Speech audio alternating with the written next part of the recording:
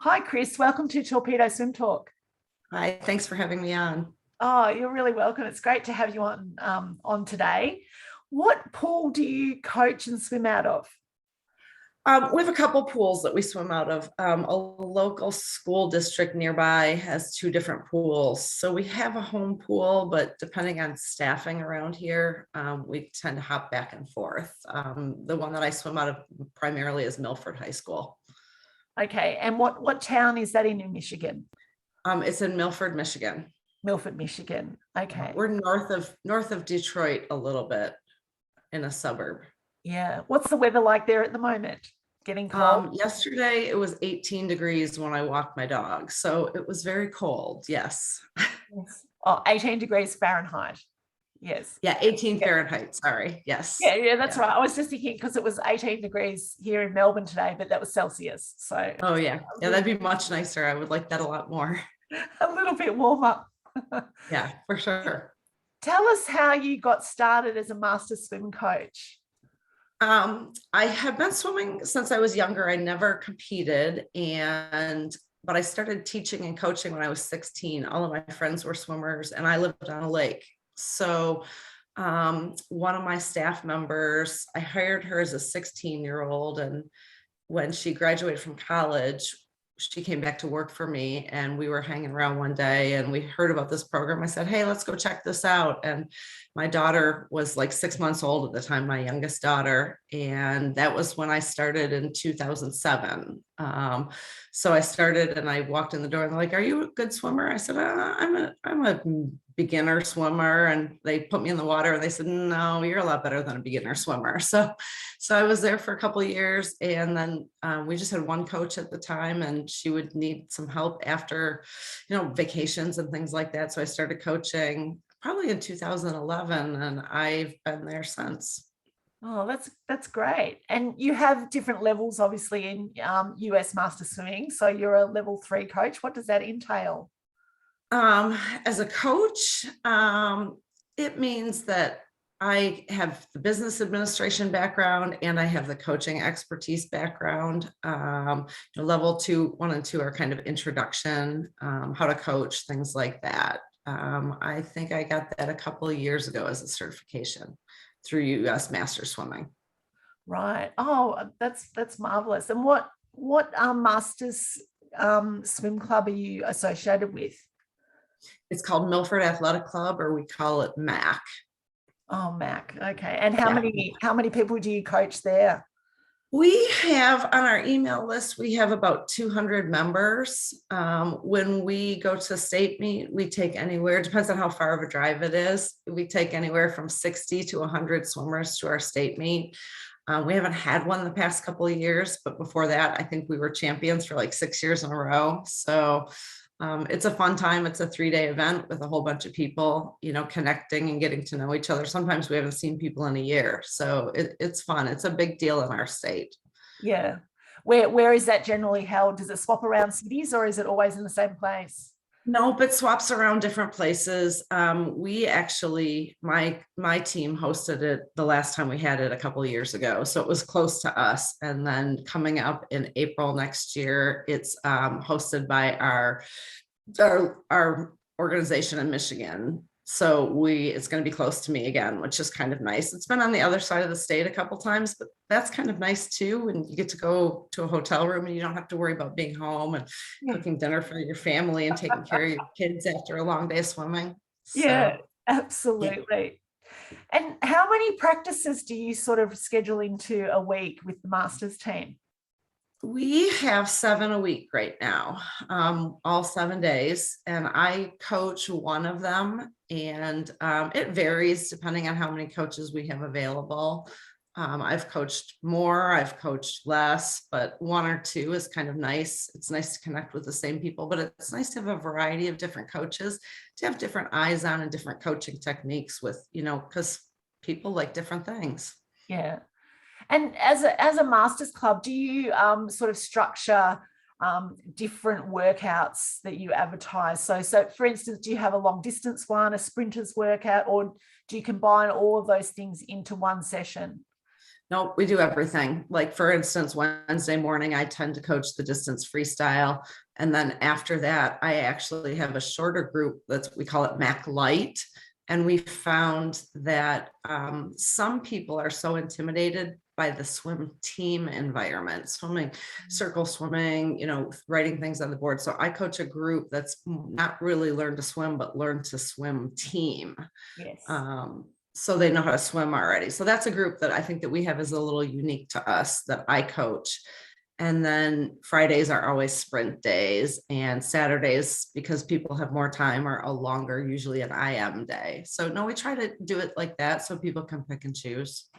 Yeah, that's wonderful. And what's sort of like a go-to sample program that you would set your master's swim team? Oh gosh, I don't know. It's different every week. What did I write you give them this week? Tell us what you gave them this week. What did I do this week? This week we hadn't worked hard. It seems like, we start in September, so we kind of build through December. And then we really start to work from January to the state meet is our goal. So we've been doing a lot of stroke reset. We've been really working on rotation and balance. So we're just starting to get into some hard sets. So we did lots of hundreds yesterday with some drilling, kind of continuing with our balance and rotation work as recovery. So, we did 5 100s, 4 100s, 3 100s, 2 100s, and some drills in between. So it was good. Fantastic. And all freestyle, or were you doing form strokes as well?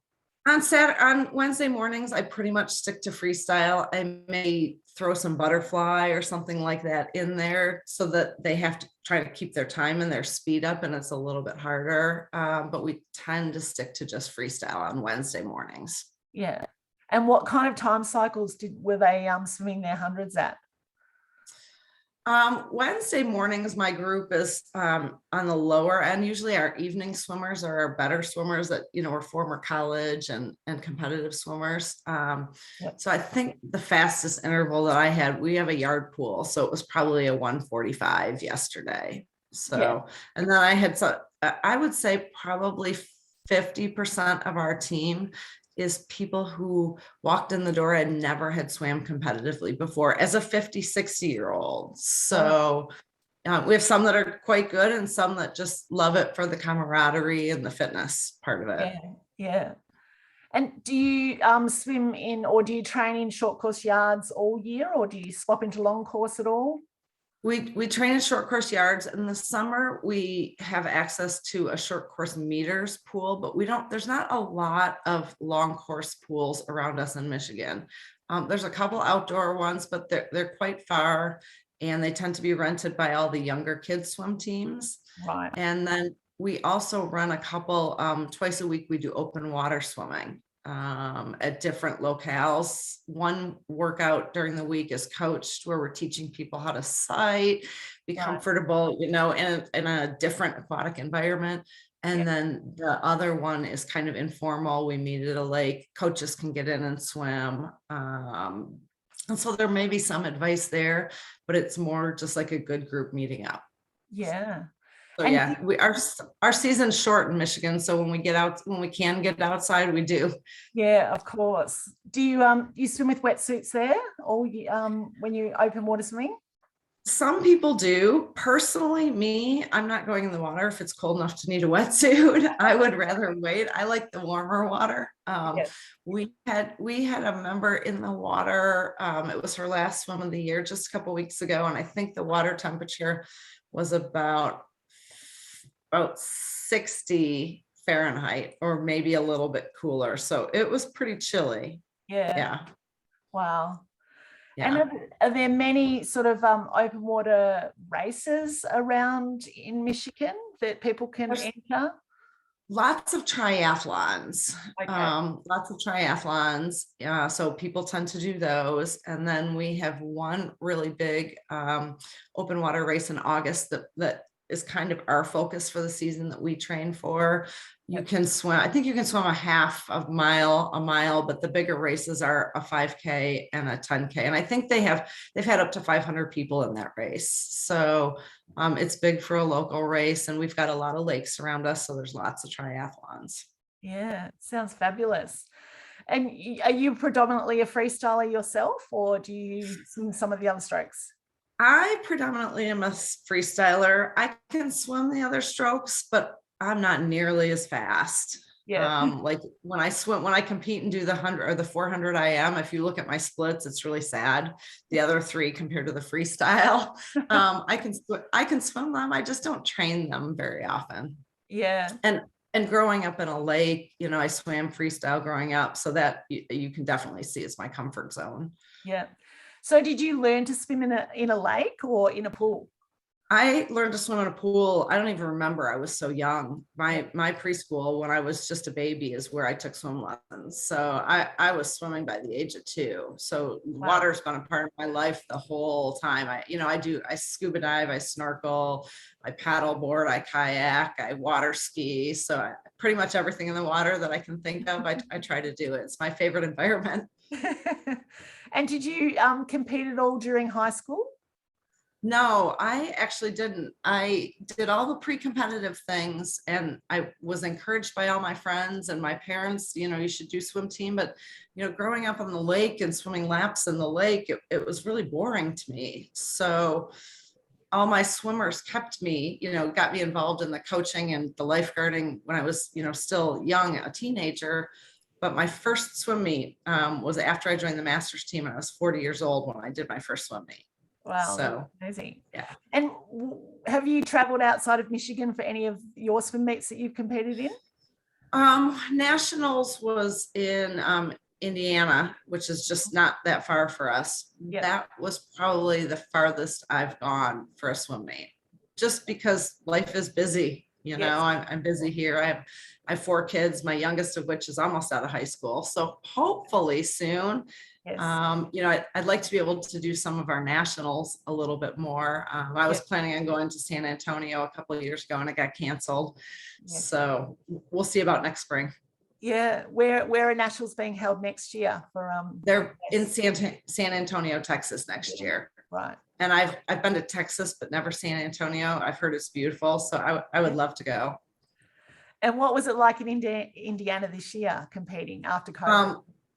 Indiana, well, this year it was a couple of years ago when I did. I didn't go to national. Okay. Yeah, nationals were delayed this year. I probably would have gone there usually in April or May, but they bumped them into the summer, which is a busy season for me, so I wasn't able to go. Yeah. So hopefully Indiana a couple of years ago, it was the biggest nationals that was ever held. There was over 3,000 swimmers. Wow. It was amazing. For me, it was a 5-day experience. We took over 300 swimmers from the state of Michigan. So myself and other coaches, my swimming felt like the insignificant part of it because I spent so much time coaching. Right. My event that I was really hoping to swim was the 50 free, and it was the last event of the weekend. And by then I was so exhausted. Oh, no. So my best event was actually the first one, because it was before most of the swimmers got there. It was my 1,000, which I thought was just going to be a warm-up swim. But it was great. It was fun to meet people from all over the state. 300 swimmers was a lot of swimmers to organize. It was a fun experience. I'm really looking forward to doing it again.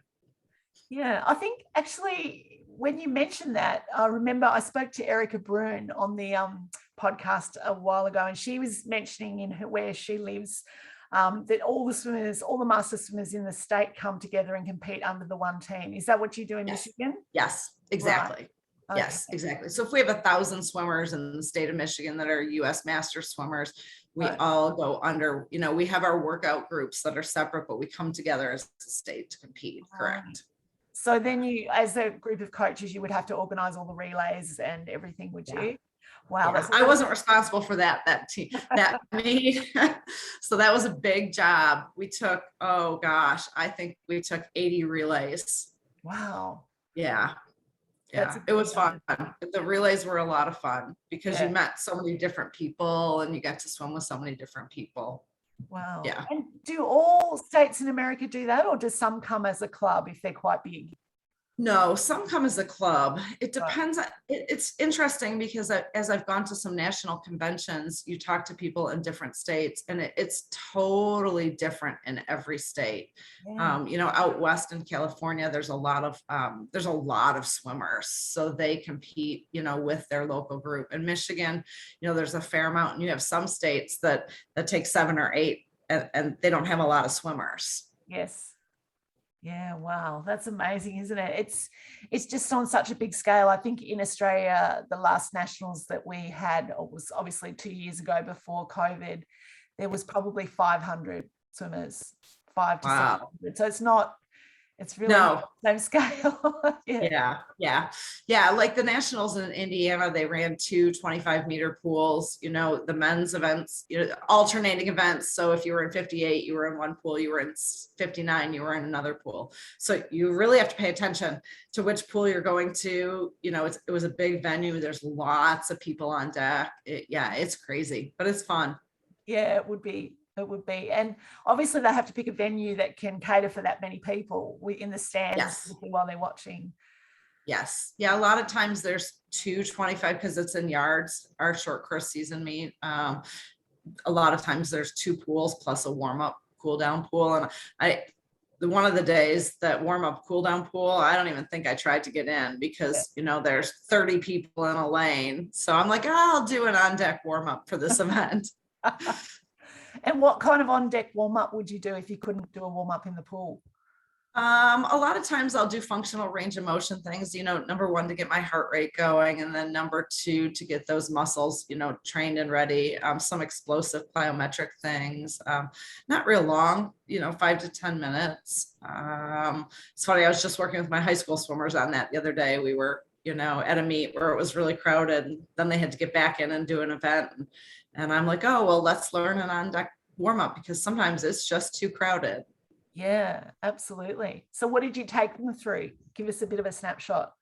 I think we started with, some jumping jacks to at least get moving, and then some range of motion with our shoulders, circles forward, circles backwards, crisscrossing, some squats side to side, and then some squat jumps. Trying to think of what else. Gosh, it's so early in the morning here. I can't think of what else right now.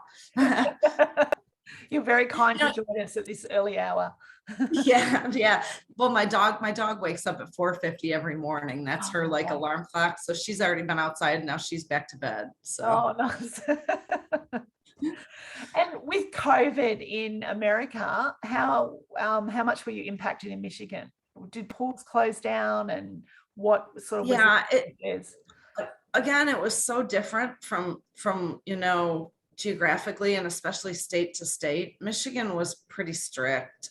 We were locked down for a long time. Pools were closed for most people from March. We didn't get back into our pool until after October, and we were back in for about 6 weeks, and then they shut down again for at least 6 weeks.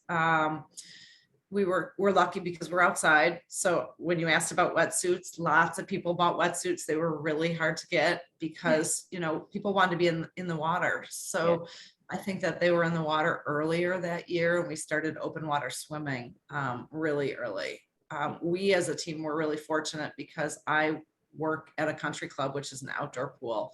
Right. So the pool was open in June, and then we had 3 practices there a week in addition to our lake swims. So we got in a lot earlier. I know that there's some teams that were in high schools or, government, and some of them are still not back in their original pools. They had to look for alternate venues. Wow. Yeah. It's just, it's been crazy. Yeah. Yeah. And I think the biggest thing for me is there's a lot of people who it's their only form of exercise, and for some reason they can't run, they can't bike. And that to me was really sad for for especially as you're getting older, it's such a great thing to keep you moving and mobile and active, and to not be able to do that was really rough on a lot of people. Yeah, I agree. And were you locked down at all this year, or was it just last year? No, we haven't been locked down. Well, at the beginning of the year, I think we kind of locked down again in mid-November. And I think we were kind of locked down until after the first of the year. So maybe just a week or two at the beginning of the year. So I think we got started shortly after January 1st back up. And we haven't had a problem since. That's good. That's very Yeah, good. for sure. And what did you find with people then coming back when they could get into the pool with, you know, were their attitudes different towards swimming, or did they, you know, how did they cope with that change and then getting back into exercise? Yeah, it's been really interesting still. Like, I feel like we're not back to 100%. I feel like we're seeing people that we hadn't seen in a while because they missed it. And, you know, they realized, oh, I really need to do something. I'm getting back into swimming. We see our regulars, but there's still some that are nervous, that don't want to be, you know, out and about, that we're not seeing back. So we're hoping by April in our state meet, you know, people are comfortable and ready to get back. They were definitely out of shape. So we took, you know, but when we got into our pool, we were lucky because we were coming out of the open water season. So we had amazingly huge groups, lots of new people trying open water swimming. Got a lot of brand new members because they were looking for things to do. So there were some really good things that came out of it too. Yeah, that sounds great. And with the open water swimming that you do in the lakes around there, do you use, do they all use swimming buoys? Or yeah, pretty much everyone has their own individual buoys. When we go into the bigger lakes, you know, our Saturday morning swim is at a fairly nice, large spring-fed lake around here. And because, you know, each length is over a half a mile, you know, we kind of do like a triangle swim. We have kayak support or paddleboard support. Okay. Yeah. Which just, you know, when you have 20 to 30 people and they're getting really spread out, that way you've got some safety, especially for people who are not as strong as swimmers. Yeah. And is there any wildlife in the lakes? Not like you guys have. You can see fish and an occasional turtle, but you know, I've been swimming in lakes my whole life, and I don't know that I've ever seen a turtle while I'm swimming. I see them all the time kayaking, and occasionally fishes, but no, we make too much noise. They tend to stay away from us. Oh, that's good to hear. Yeah. I'm in Melbourne in Australia, and we've had a lockdown this year as well for quite some time. A lot of us are swimming in our bay, and there's a lot of jellyfish. Oh yeah, we don't have that at all. Yeah, it's the worst. You haven't gotten stung, have you? Yeah, a few stings across the face, but yeah, they're not life-threatening or anything. But oh, good. And you can't feel it when it happens in the water because it's so cold. It was only like 9 degrees Celsius. Wow. So it was pretty cold. But when you get out and you warm up, you can feel sort of, you know, the tentacles across your face, that kind of sting. Right. Yeah. Ouch. We're really dedicated swimmers, aren't we? I know. I think that was something that came through in COVID, just when you've got that sort of luxury of having the pool there anytime you want to go. And the amount of people that discovered open water swimming during that time, lakes, and I mean, we don't have many lakes around here, but we're sort of around the bay. Yeah, just so many people exploded during that time, and so many people, you know, were interested in doing it and finding out about it. So that can only help people's mental health as well as their fitness. Absolutely. I totally agree. I know I coach a kids swim team also, and mentally, for, you know, health reasons, it was really tough on them because it's such a big part of their life, and to take it away, you know, I think it was harder on them than the older people. Because we have a better support network experience. So yeah, it was nice to get back to it. I did not venture outside. I had a friend who opened a home pool. Well, I was outside, but I swam on a tether, not in the lake in March. It was too cold for me. So I think I was only out of the water for about 2 or 3 weeks. And then my friend opened her pool and it was heated. So I was back in the water pretty quickly. I was very fortunate. That's nice. Yeah. How did you find swimming on a tether? How was that? You know what? It wasn't a new experience for me. My kids played a lot of sports growing up and we did a lot of traveling. So I've always had one. I throw it in my suitcase when we travel. If I can't find a local lap pool Yep. and we're at a hotel that has our pool, my first tether that I took was a long one. And I found that I had it tied outside the pool and I was still bumping the wall at the other end. So I invested in a short one, like an 8-foot tether. And I've traveled right before our spring break where we go get in the warmth is right before our nationals or our state meet usually. So I've taken it with me so that I'm not skipping out on training before a big meet. So I swim on the tether quite a bit. So it wasn't different for me. It was different teaching other people how to use the tether, Yep. and how to do a workout and things like that. So what would you recommend to those people that travel and have to use a tether? What kind of workout would you suggest? So I do it very differently than a lot of other people. And I think because I started really using it when I was training for a meet. And so I was very specific, like at specific events that I was working on.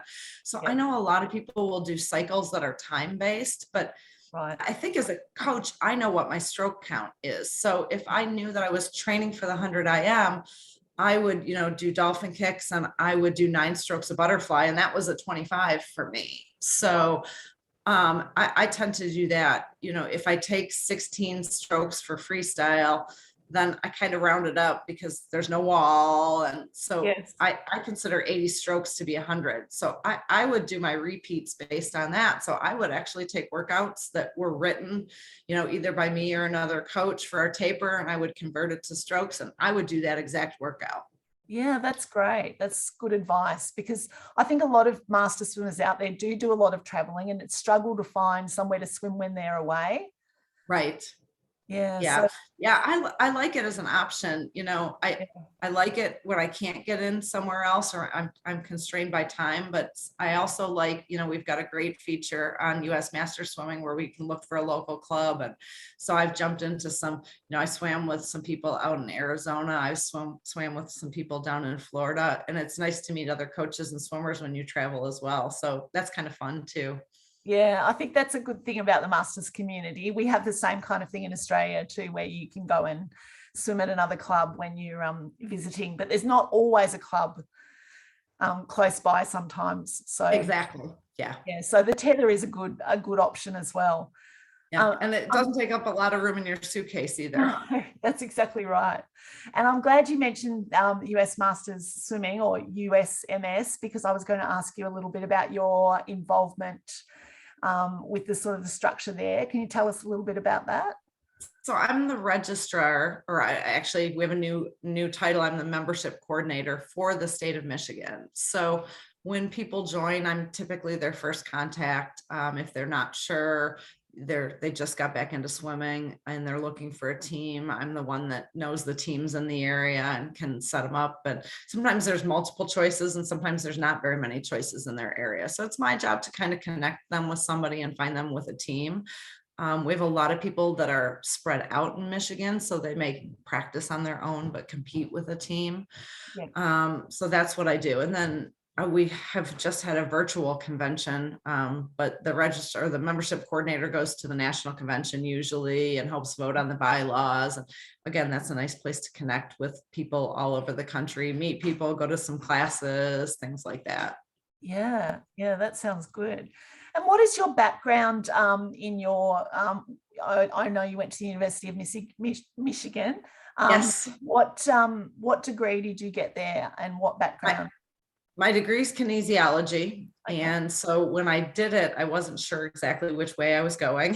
Yes. A lot of people go pre-physical therapy or pre-cardiac rehab. And I got into the management and coaching side of it. So I'm a full-time coach right now. I coach a couple different teams, but the degree gave me some great background because of the biomechanics, the motor learning, the physiology. It's been, I don't think I needed it to be a good coach, but it's helped me have that background in being a good coach. Yeah, that's fantastic. What I was going to also ask was, If you were going to give your 3 best tips to a swimmer training for a big meet in the next few months, what would you guarantee, or what would you sort of suggest that they focused on in that time? Number 1, you need to be in the water. People who are in the water 2 days a week and they want to do really well, I'm like, that's not enough. And I know life is busy as a master swimmer, but I did really well a couple of years ago. I was in the water 45 minutes to an hour, but I was in 5 days a week, and it was really concentrated training. So that would be number 1, is get in the water. Number 2 is find a coach to put some eyes on you, because watching videos on the TV, or on the computer, you don't know what the background is, and you don't know what your stroke looks like. So having somebody to watch you and give you advice would probably be my second thing. Number 3 would be to have fun. When you're not a kid anymore, you're doing this because you enjoy it. So if you get to the point where you're not enjoying it, then you're stressing over it way too much. So remember that as an adult, you're swimming for fun and fitness, and don't ever lose that feeling. Yeah. I think a lot of people appreciate that after being out with COVID too, and back in and just enjoying being in the water and connecting with their teammates and other like-minded people. Yeah. I think you're right. I think that they were so focused on events and times before, and as people have come back, that's a big mind shift. I know personally me, I'm not nearly back where I was in the pool as fast, and I don't really care right now. I might at some point, but you're right. As long as I can get in the pool a couple days a week, I'm happy. Yeah. How do you find time to get in when you're doing all that coaching? Well, I used to run a little bit more, and then I really realized I really hate that. I can't stand it. I will never be a runner. I am slow.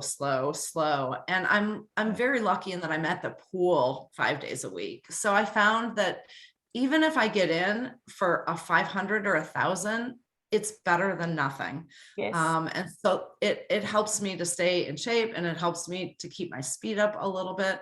So if I have a half an hour free, or even 15 minutes, I try to jump in the pool, and then I try to get in a good 45 minutes, or at least an hour, a couple days a week before or after practice.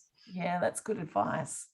And thoughts on strength training, dry land work? I think it's a very underlooked component, especially for master swimmers. One thing that I notice as a coach is that master swimmers really start being limited by strength and flexibility. So we encourage it a lot. We talk about functional movement, not necessarily flexibility and how far you can stretch, but putting a load on through a range of motion and opening up, especially shoulders. I'll go to do a streamline with some of my master swimmers, and they look like a cactus, so I'm like, your butterfly is not going to look that great if you can't get your arms behind your head, and your streamline's not going to be so good. So we talk a lot about flexibility and that strength to maintain. It's easy to get sloppy with our strokes if we're losing our core strength, but it really makes a big difference. So we've tried offering it as a team, and it's hard for people to fit in. So, we share links, we provide instruction, we do some clinics. Like we did a clinic not too long ago, and we worked on some functional planks and core strength things, just talking about how it helps you balance in the water and maintain that nice line moving through the water. Yeah, that's great. That's good advice. Now, I've started a thing a few podcasts ago, where I ask 5 quick questions, and you can just a 1 or 2 word answer, but just a fun way to sort of finish off. So I just call it the Fast 5. So favorite stroke, I think we already covered that. Oh, freestyle. Yeah. And I think we've already covered this as well. Short course meters or short course yards to race in? What's your favorite? Actually, I prefer to swim in short course meters. That's where I swim most of the time. I have competed. I don't know. I compete usually in yards. I don't know. I've never competed long course though, so I'd like to try that. Yeah. Oh, okay. Good. Favorite open water swimming location? Somewhere down south where it's warm. Have you got a name for us? Actually, my Lake Cumberland, we have a house in Kentucky. So let's say that. Okay, that sounds good. I'll have to look that up. Okay. In training, kick or pull, what do you prefer? Oh, pull. I'm a way faster puller. Are you? Yeah. Do you use a leg band as well? Or No, I tend to just use paddles. My body position's pretty good. I'll use a pull buoy occasionally, a band for some good sets to work hard. But definitely paddles, pulling. Yeah. And number 5, what's your favorite swimming meal before you train or race? Oh gosh. You know what? I don't know. My diet's changed. So I can't answer that one. It's different. You know what? I've never had the same. I don't have quirks. I don't have the same habits. So whatever's convenient, whatever's there in my fridge. I like that. Yeah. Kris, thanks so much for joining us on the podcast today. It's been really lovely connecting with you and hearing about your life in Michigan. So yes. Thank you so much for having me on. Oh, you're welcome. Have a Merry Christmas to you and your family, and hopefully we get to connect in person one day. Yeah, I would love to do that. That would be great. Okay. Merry Christmas. You too. Thank you. Okay. Bye. Bye.